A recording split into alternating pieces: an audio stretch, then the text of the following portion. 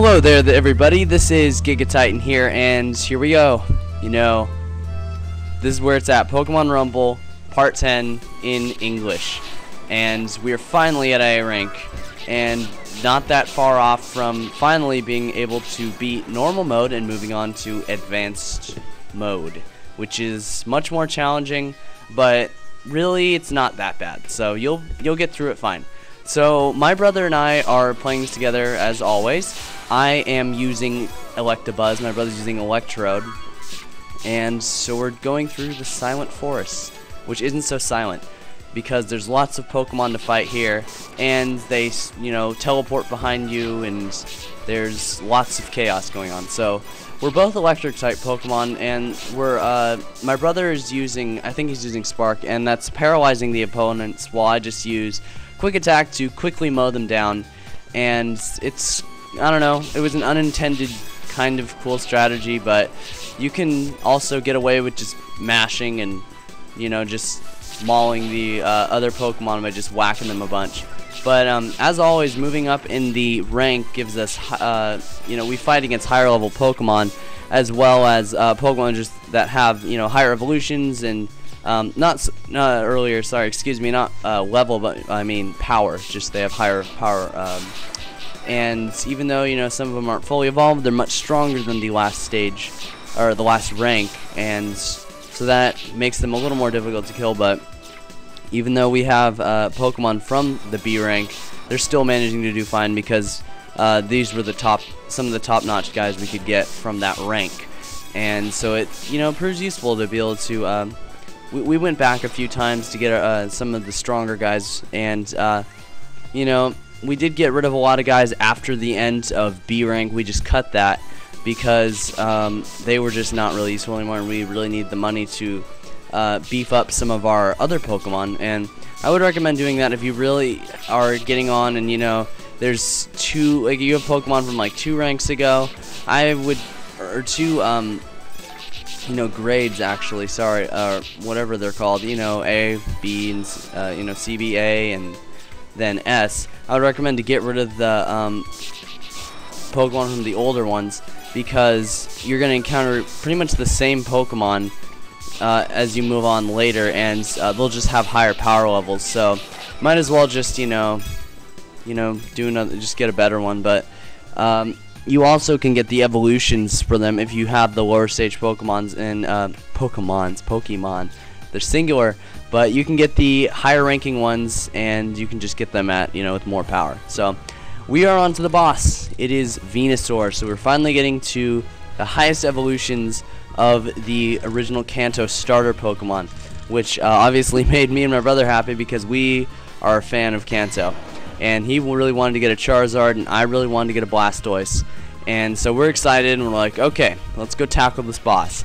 I go ahead and use Quick Attack and take out the little cronies, and then move on to Venusaur, who, you know, isn't quite as easily taken out, but he's still pretty easy to kill. You know, his HP is going down pretty fast because we have some pretty strong guys here. And so we just, you know, it's also good if you want to get maybe, like, you know, if you want Venusaur and there's a bunch of Ivysaur running around, what you can do is kind of farm the boss.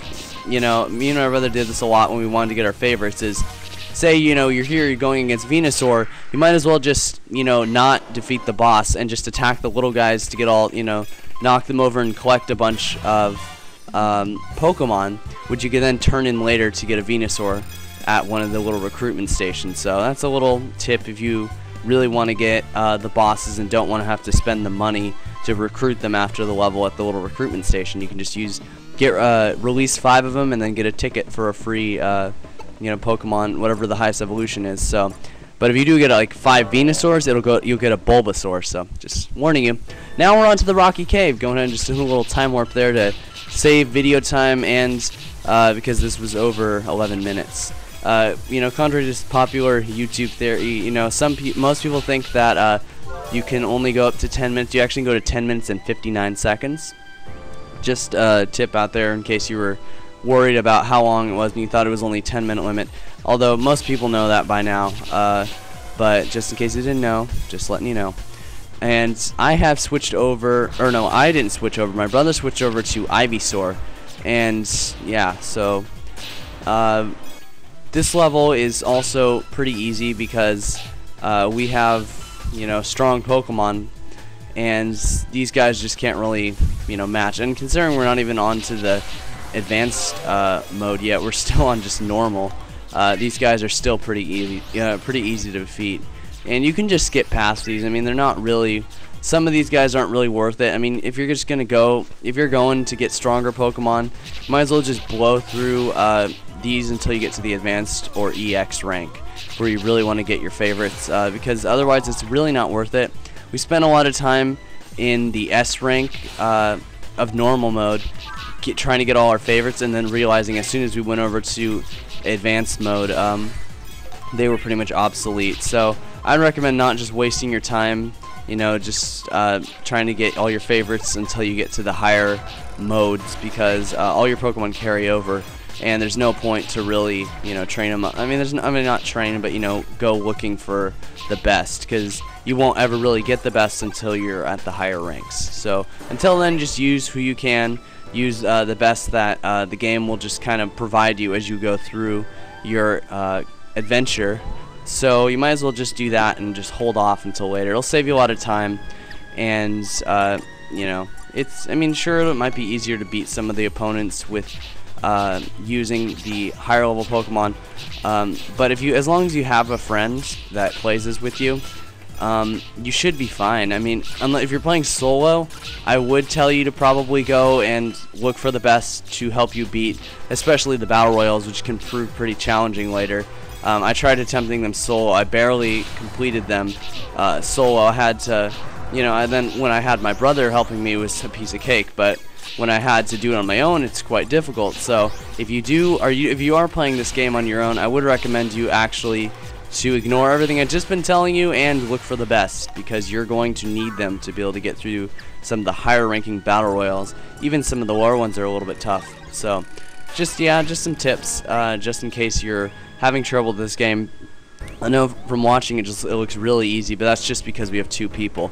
Having one less person, or just, you know, doing solo really doesn't I don't think it changes the amount of Pokemon you fight. It might reduce it a little, but it's much harder to do it on your own. So yeah, just, you know, some tips if you guys are having difficulty with this game. But overall, you shouldn't be having too much trouble until maybe the EX rank, where that can prove very challenging.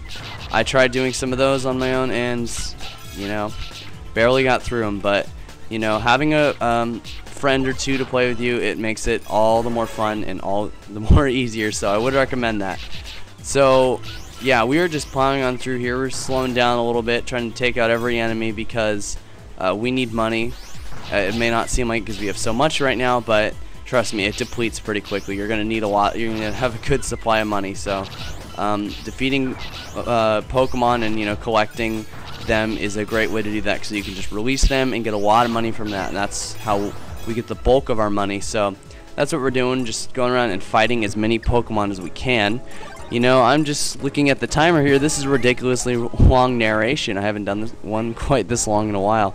We're at the 8-minute and like 40-something mark. It's crazy long. And so we are finally to the boss, which is Lapras. And so the little evil, cranky thing starts turning around. Their health starts going up, and we're getting ready to fight. So, you know, boss of the Rocky Cave is Lapras, the transport Pokemon. And I don't know what it's doing in the middle of a cave. I know it's been in certain Pokemon games in caves, but there's not really any water here, so kind of weird.